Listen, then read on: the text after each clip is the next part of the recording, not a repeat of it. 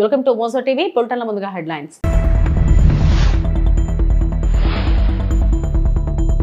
జనాభా భారం కాదు, ఆస్తి అన్న ముఖ్యమంత్రి చంద్రబాబు.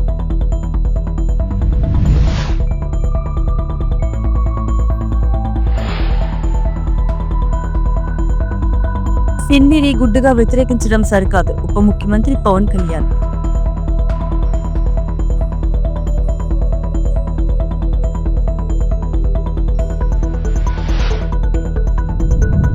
ధూపదీప నైవేద్యాలకు నోచుకోని ఆలయాలను టీటీడీ రక్షించాలి, బండి సంజయ్.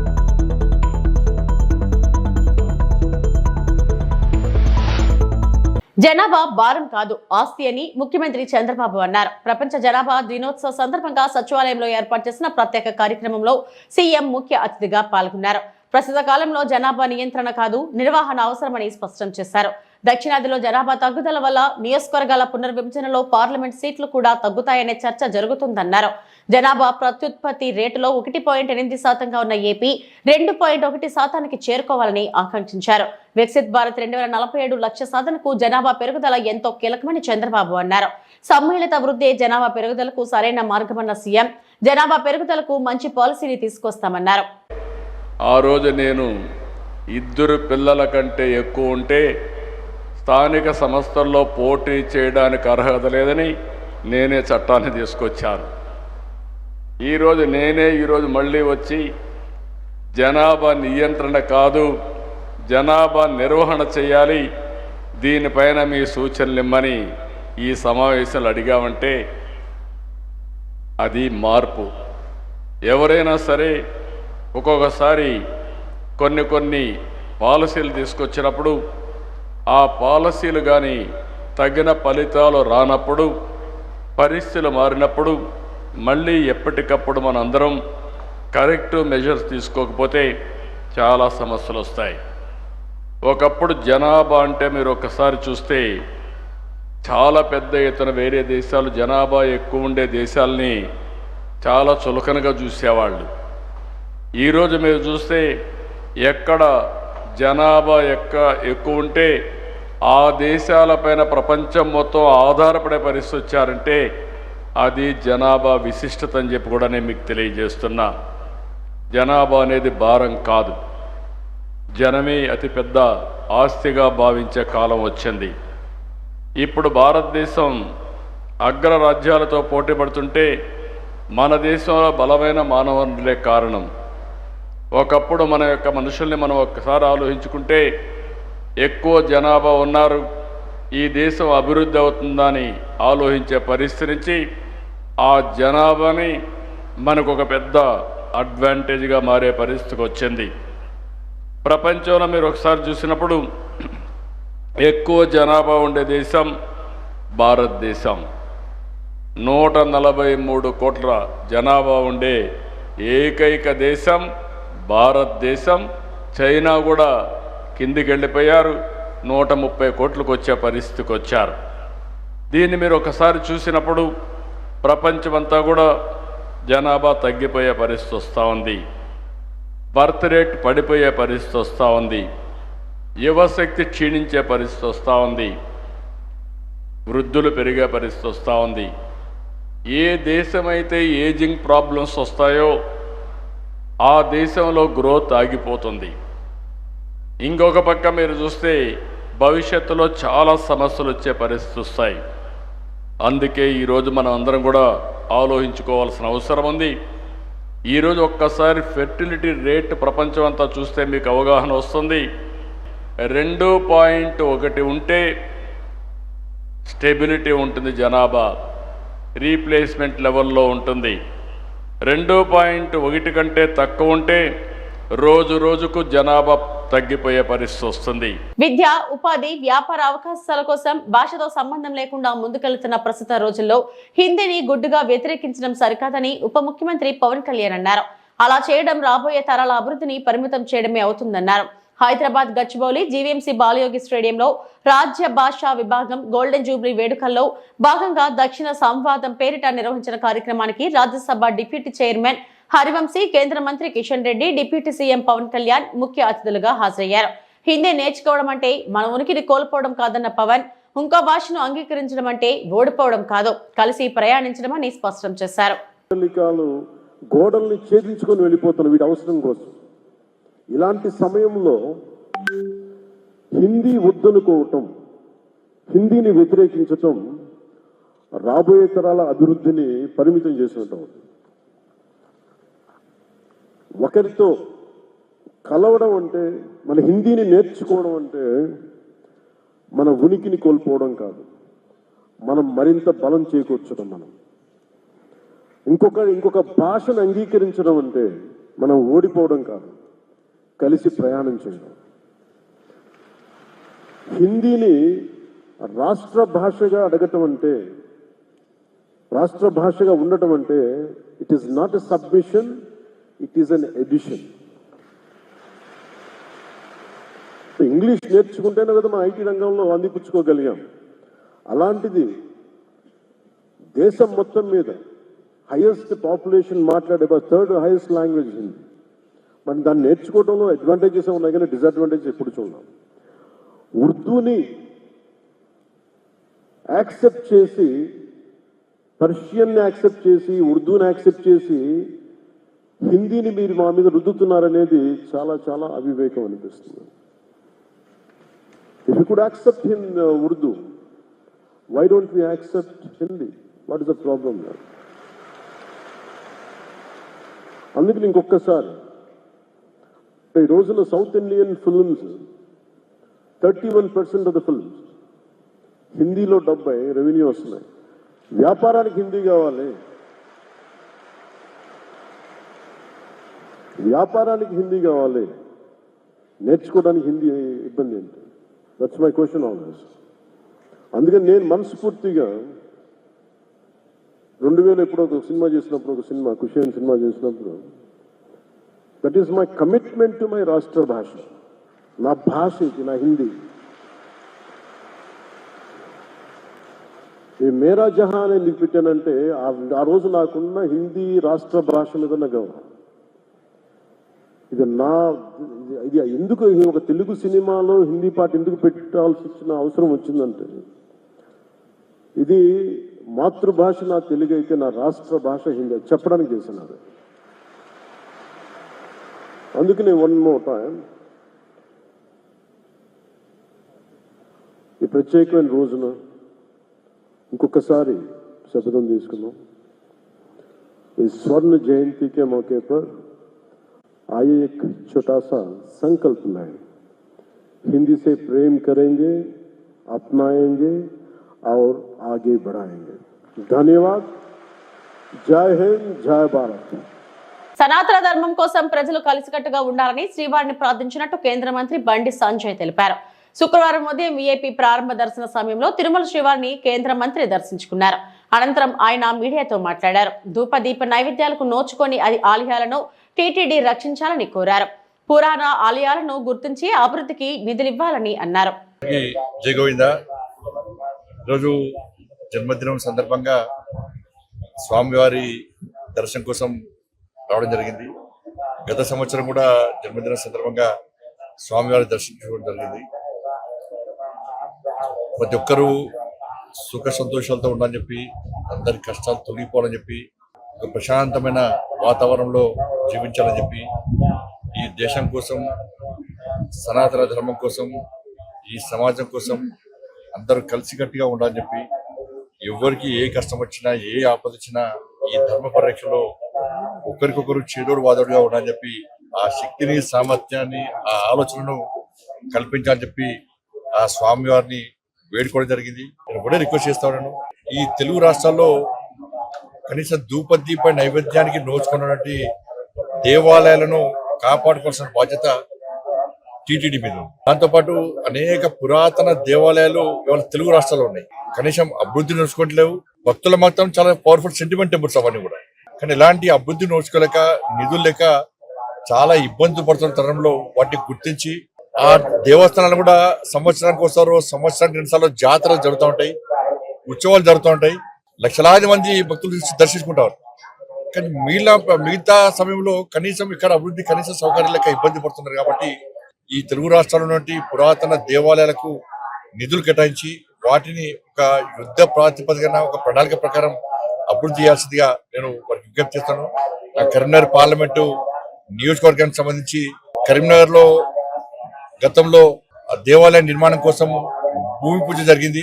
దాంతోపాటు అక్కడ దేవాలయాన్ని కరీంనగర్ నగరంలో దేవాలయం నిర్మించడం, దాంతోపాటు కొండగట్టు, వేములవాడ, ఇల్లంతకుంట రామాలయం, ఈ మూడు దేవస్థానాలు కూడా అభివృద్ధి కోసం నిధులు కేటాయించి సహకరించాలని చెప్పి టీటీడీ చైర్మన్ గారికి, అదేవిధంగా గౌరవ పాలకవర్గ సభ్యులందరూ కూడా మా భానుప్రకాష్ రెడ్డి గారి ద్వారా నేను విజ్ఞప్తి చేస్తున్నాను. ముఖ్యంగా ఇల్లంతకుంట రామాలయం, కొండగట్టు ఆంజనేయ స్వామి దేవాలయం ఇవన్నీ కూడా చాలా పవర్ఫుల్ టెంపుల్స్. కాబట్టి ఆ నియోజకవర్గంలో ఉన్నటువంటి ఆ దేవాలయాన్ని కూడా నిధులు కట్టించి కాపాడాలని మేము గుర్తు. ఎందుకంటే హిందువుల ఆస్తి. ఒక ఉద్యోగస్తులు వచ్చిండారు, సార్ హిందువుల ఆస్తి, హిందువుల హక్కు తిరుమల తిరుపతి దేవస్థానం.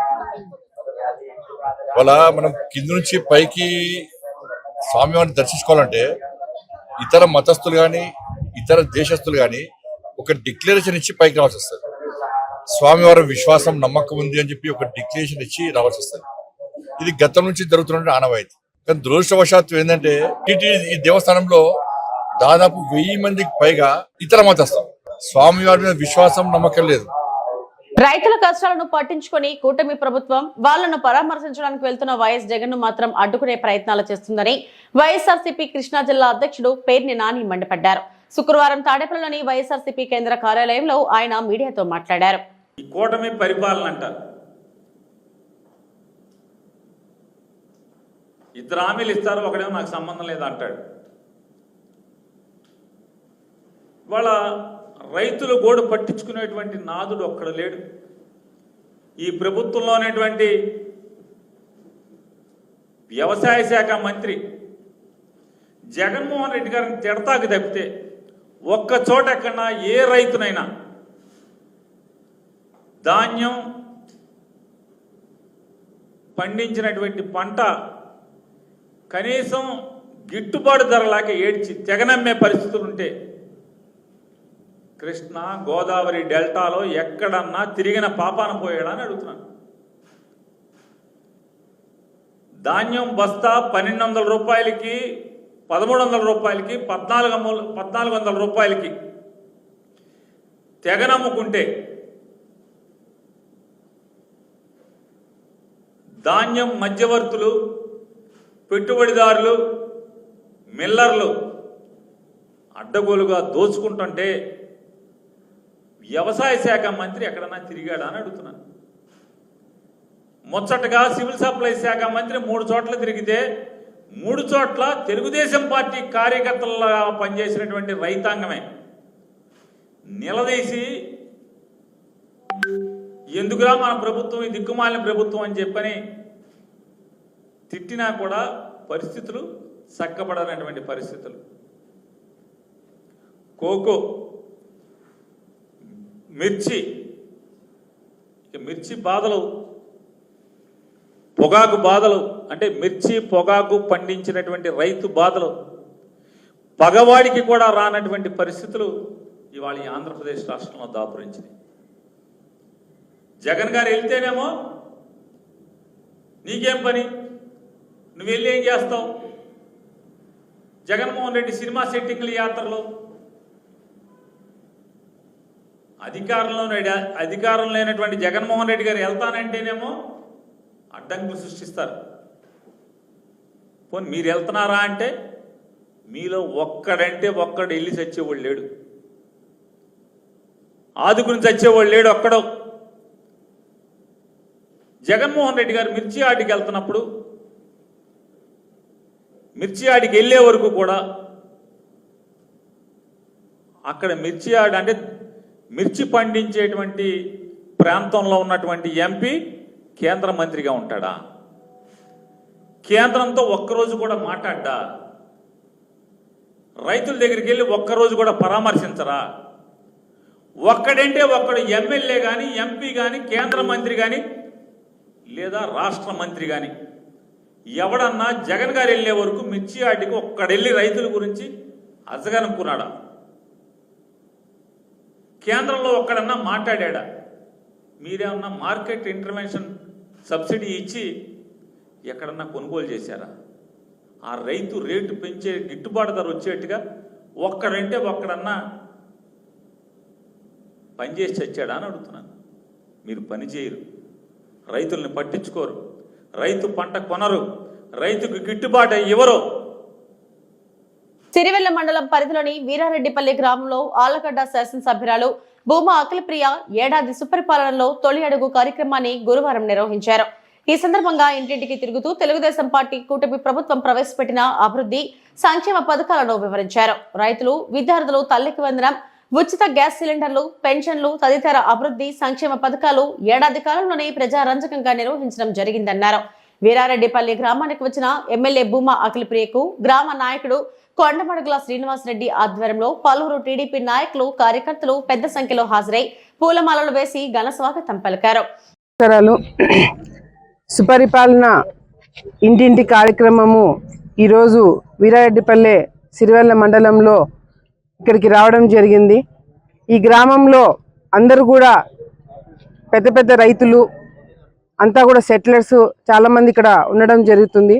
సో అందరినీ కూడా కలిసి, రైతులందరినీ కూడా కలిసి వాళ్ళకి ఇబ్బందులు కానీ సమస్యలు కానీ ముందు నుంచి కూడా రైతులతో మాట్లాడడం జరుగుతుంది. ఇప్పుడు కూడా కొన్ని చిన్న చిన్న సమస్యలు చెప్పినారు. ఇళ్ల పట్టాలు కానీ లేకపోతే ఏదైతే పెన్షన్లు కానీ, ముఖ్యంగా ఆ సమస్యలన్నీ కూడా ఇక్కడున్న అధికారులందరూ కూడా నోట్ చేసుకోవడం జరిగింది. తప్పకుండా పనులు అవుతాయనే నమ్మకము వాళ్ళకి ఉంది, పని చేస్తామని చెప్పి నమ్మకం మా అందరికి కూడా ఉందని చెప్పి కూడా మరి వాళ్ళు కూడా ఒక భరోసా ఇస్తూనే ఈ ప్రాంతంలో ముఖ్యంగా రైతులందరూ కూడా ఏదైతే కేసీ కెనాల్ నుంచి వచ్చే నీళ్ళ మీద ఆధారపడి ఉంటారు. కేసీ కెనాల్ ఎప్పుడైతే నీళ్లు చివరి ఆయకట్టు వరకు రావడము ఇబ్బందికరంగా మారుతుందో అప్పుడు రైతులందరూ కూడా మా దగ్గరికి రావడము, మేము కేసీ కెనాల్ రైతుల గురించి ఎన్నో సందర్భాల్లో చివరి ఆయకట్టు వరకు నీళ్లు తీసుకురావడానికి ప్రతిపక్షంలో ఉన్నప్పుడు కూడా ఎన్నో ప్రయత్నాలు, ఎన్నో పోరాటాలు చేయడం జరిగింది. మేము ప్రతిపక్షంలో ఉన్నప్పుడు, ఆ రోజు వైసీపీ నాయకులు ఎమ్మెల్యేలుగా ఉన్నప్పుడు, సాగునీటి సలహాదారుగా ఉన్నప్పుడు ఈ ప్రాంతం వైపు నీళ్లు, కేసీ కెనాల్ నీళ్లు ఇప్పించలేని పరిస్థితుల్లో మేము ఉంటే దాదాపుగా 1000 మంది రైతులను తీసుకొని కలెక్టర్ దగ్గరికి వెళ్ళి కలెక్టర్తో మాట్లాడి కొట్లాడి చివరి ఆయకట్టు వరకు ప్రతిపక్షంలో ఉన్నా కూడా నీళ్లు తెచ్చుకోగలిగిన సత్తా ఉన్న నాయకులు ఈ రోజు మేమంతా కూడా తెలుగుదేశం పార్టీలో ఉన్నందుకు గర్వపడుతున్నామని చెప్పి కూడా సందర్భంగా మరొకసారి అందరికి కూడా గుర్తు చేయాల్సిన అవసరం ఎంతైనా ఉంది. ఎందుకంటే ఈరోజు మనకి కేసీ కెనాల్ కింద దాదాపుగా 1,00,000 ఎకరాలు మన ఆయకట్టు, ఆలగడ్డ ఆయకట్టు 1,00,000 ఎకరాలు కేసీ కెనాల్ కింద ఉంది. అటు కడప, కర్నూలు చూసుకుంటే 2 జిల్లాలు కలుపుకున్నా కూడా 2,20,000 ఎకరాలు ఉంటే దాంట్లో 1,00,000 ఎకరాలు కేవలం ఆలగడ్డకి మాత్రమే మరి ఉంది. మరి అటువంటి ఏరియాలో సమస్యలు, రైతులు పడే ఇబ్బందులు, ఎన్నో సమస్యలు ఉన్నా కూడా ప్రభుత్వంతో మనం ప్రభుత్వంలోకి వచ్చిన తర్వాత కూడా 3 సార్లు అసెంబ్లీ సమావేశాలు జరిగితే 3 సార్లు కూడా ఫస్ట్ పోయి మాట్లాడింది కూడా రైతు సమస్యల గురించే.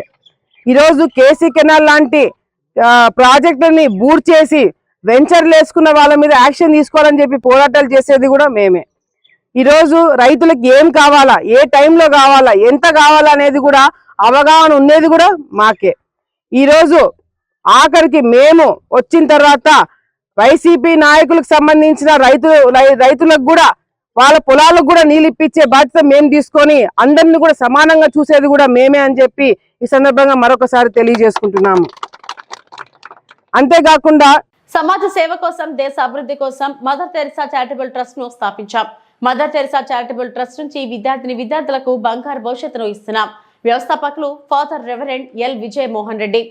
వైఎస్ఆర్ కడప జిల్లా వేంపల్లి మండలం మదర్ తెరిసా చారిటబుల్ ట్రస్ట్ ఆధ్వర్యంలో గురువారం రోజు విద్యను ప్రోత్సహిస్తూ దాదాపు 300 మంది విద్యార్థులకు 1 నుంచి 5వ తరగతి వరకు చదువుకునే విద్యార్థులకు 2,500 రూపాయలు, 6వ తరగతి నుంచి ఆపైన చదివే విద్యార్థులకు 5,000 రూపాయల చొప్పున ఆర్థిక సహాయం, నోట్బుక్స్ ను మదర్ తెరిసా చారిటబుల్ ట్రస్ట్ వ్యవస్థాపకులు ఎల్ విజయమోహన్ రెడ్డి చేతుల మీదుగా అందజేశారు. ఈ సందర్భంగా మదర్ తెరిసా చారిటబుల్ ట్రస్ట్ వ్యవస్థాపకులు ఎల్ విజయమోహన్ రెడ్డి మాట్లాడుతూ వృద్ధుల, అనాథ పిల్లల ఆశ్రమాన్ని స్థాపించడానికి స్ఫూర్తినిచ్చింది మదర్ తెరిసా అని, నేను మహారాష్ట్రలోని పూణేలో చదువుకునేటప్పుడు 1993వ సంవత్సరంలో మదర్ తెరిసాను కొంతమంది సంఘ విద్రోహ శక్తులు ఆమెను హతమార్చాలనుకున్నప్పుడు ఆమెకు రక్షణగా 20 మంది బ్రదర్స్ తో కలిసి ఉండి ఆమెను కాపాడి ఆమెను విమానం ఎక్కించే అంతవరకు ఆమెతో ఉండి ఆమెకు సపర్యలు చేయడం జరిగిందని, ఒక సందర్భంలో ఆమె విజయమోహన్ రెడ్డితో బ్రదర్ మీరు ఫాదర్ అయిన తర్వాత అనాథ పిల్లలకు వృద్ధులకు సహాయం చేయండి అని చెప్పిందని, ఆమె ఇచ్చిన స్ఫూర్తితో మదర్ తెరిసా వృద్ధుల అనాథ పిల్లల ఆశ్రమాన్ని 2005 సంవత్సరంలో మాజీ ముఖ్యమంత్రి దివంగత వైఎస్ రాజశేఖర రెడ్డి సహాయంతో ఈ ఆశ్రమాన్ని నెలకొల్పి సహాయ సహకారాలు అందిస్తున్నామని తెలియజేశారు. కార్యక్రమంలో ఫాదర్ జయప్రకాష్ రెడ్డి, లక్రెడ్డిపల్లి మండలం వైఎస్ఆర్సీపీ పార్టీ క్రిస్టియన్ మైనారిటీ అధ్యక్షుడు ప్రేమ్ కుమార్ మరియు ట్రస్ట్ సభ్యులు, విద్యార్థులు, వారి తల్లిదండ్రులు తదితరులు పాల్గొన్నారు. మదర్ తెరెసా వృద్ధుల అనాథ పిల్లల ఆశ్రమాన్ని స్టార్ట్ చేయడానికి స్ఫూర్తినిచ్చింది మదర్ తెరెసా. నేను మహారాష్ట్రలోని బాంబే దగ్గర పూనాలో చదివేటప్పుడు 1993లో ఆమెను కొన్ని సంఘ విరోధ శక్తులు ఆమెను హతమార్చాలనుకున్నప్పుడు ఆమెకు సెక్యూరిటీగా ఉండి ఆమెను కాపాడి ఒక 20 మంది బ్రదర్లు, అంటే చదవక ముందు ఉన్నటువంటి బ్రదర్లతో కలిసి ఆమెను కాపాడి తిరిగి విమానం ఎక్కించేటంత వరకు ఆమెతో ఉండి ఆమెకు సపర్యలు చేయడం జరిగింది. సో ఆ టైంలో ఆమె నేను బ్రదర్గా ఉన్నాను, బ్రదర్గా ఉన్నప్పుడు ఆమె చెప్పారు, బ్రదర్ మీరు ఫాదర్ అయినాక అనాథ పిల్లలకు వృద్ధులకు సహాయం చేయండి అని చెప్పి ఆమె ఇచ్చిన స్ఫూర్తితోటి చెప్పిన మాటతోటి ఈ వృద్ధాశ్రమాన్ని 2005లో గత దివంగతులైనటువంటి నిన్ననే 76వ జన్మదినాన్ని జరుపుకున్నటువంటి రాజశేఖర రెడ్డి సార్ని కలవటం జరిగింది. ఆయన ద్వారా ఈ భూమి ఆయన ఈ ఆశ్రమానికి వృద్ధుల అనాథ పిల్లల ఆశ్రమానికి మదర్ తెరెసా వృద్ధుల అనాథ పిల్లల ఆశ్రమానికి ఇవ్వటం జరిగింది. తద్వారా తర్వాత 2005లో కన్స్ట్రక్షన్ మొదలుపెట్టి 2010లో ఈ బిల్డింగ్ కట్టడము, ఇక్కడ వృద్ధులు వచ్చి చేరటము, దాదాపు 6 ఎకరాల విస్తీర్ణంలో ఆహ్లాదకర వాతావరణంలో దాదాపు 2000 చెట్ల సముదాయంలో ఈ ఆశ్రమం నిర్మించబడింది. ఇప్పటి వరకు దాదాపు 250 నుంచి 300 దాదాపు 400 మంది వరకు ఈ ఆశ్రమంలో ఉన్నారు. వారి రికార్డ్స్ అన్నీ కూడా మేము సబ్మిట్ చేయాల్సి ఉంటుంది, పిల్లల రికార్డ్స్ కూడా సబ్మిట్ చేయాల్సి ఉంటుంది. ఎంతోమంది ఈ ఆశ్రమం ద్వారా చదివినటువంటి వారు డిగ్రీ చదివారు, బీఈడి చేశారు, ఎంబీఏ చేశారు, ఎంబీఏ చేశారు, ఎంసీఏ చేశారు, మళ్ళా విదేశాల్లో కూడా ఉంటూ ఉన్నారు. వారికి వివాహాలు కూడా ఇక్కడ జరుగుతూ ఉంది. వారి వివాహానికి కూడా చదువుకే కాదు, వారి వివాహాలకు కూడా ఆర్థికంగా సాయం చేస్తూ ఉంటాము. ఇది ఇక్కడ ఉన్నటువంటి దాదాపు 40 మంది వృద్ధులు ఉంటూ ఉన్నారు. వారంతా కూడా ఎంతోమంది ఇక్కడ మరణించడం జరిగింది. మరణించినటువంటి వారికి ప్రత్యేకంగా అక్కడ సమాధుల స్థలము కూడా ఏర్పాటు చేసి, వారు జీవించినప్పుడే వృద్ధులను పట్టించుకోరు కాబట్టి వారి పిల్లలు కానీ మనవళ్ళు కానీ మనవరాళ్ళు కానీ సో చనిపోయినప్పుడు ఎవరు కూడా రారు. అలాంటి వారికి దాన సంస్కారాలు కూడా ఇక్కడే చేయడం జరుగుతూ ఉంటుంది. ఈ విధంగా వారికి వృద్ధుల దాదాపు 40 మంది ఉంటూ ఉన్నారు. అనేక మంది దాతలు కూడా వచ్చి ఇక్కడ వారికి భోజన కార్యక్రమాలు, వసతులు ఏర్పాటు చేస్తూ ఉంటారు. కనుక సహాయం చేసేటువంటి ప్రతి ఒక్క ధర్మదాత కోసం, మరి ముఖ్యంగా అక్కడ ఉన్నటువంటి రష్లేన్ అని, స్టీవ్ అని, వీళ్ళు నాతో సహకరించి ఈ ఆశ్రమం యొక్క అభివృద్ధి కోసం అహర్నిశలు కృషి చేస్తున్నారు. ఈనాడు ఈ పిల్లలందరూ చదువుతూ ఉన్నారు అంటే, ఈ వృద్ధులు ఇక్కడ జీవిస్తూ ఉన్నారంటే దీనికి అంతా కారణము మా స్నేహితులు, సన్నిహితులు, కుటుంబ సభ్యులైనటువంటి రష్లేన్ డాడీ, స్టీవ్ డాడీ, వారి కుటుంబ సభ్యులంతా కూడా ఈ సేవా కార్యక్రమాల్లో పాల్గొని వీరందరికీ ముఖం తెలియకపోయినా, వీరి ఆర్థిక పరిస్థితి తెలియకపోయినా, వారు ఎక్కడో విదేశాల్లో ఉంటూ ఉన్నా కూడా వారు సంవత్సరానికి ఒకసారి వచ్చి అదే పనిగా వీరందరినీ కలిసి వీరి యొక్క బాగోగులు తెలుసుకొని సాయం చేస్తూ ఉన్నందుకు వారికి కూడా సత్తివేడు నాగలమ్మ ఆలయంలో అమ్మవారిని దర్శించుకున్న ఎమ్మెల్యే. సత్తివేడులోని శ్రీ నాగలమ్మ ఆలయానికి ఎమ్మెల్యే చేరుకుని గురు పౌర్ణమి పర్వదినాన్ని పురస్కరించుకుని అమ్మవారికి ఎమ్మెల్యే స్వహస్తాలతో పాలాభిషేకం చేశారు. అమ్మవారి కృపతో ఈ ఏడాది కూడా వర్షాలు సమృద్ధిగా కురిసి నియోజకవర్గంలోని అన్నదాతలు ప్రజలందరూ సుభిక్షంగా ఉండాలని అభిలాషించారు.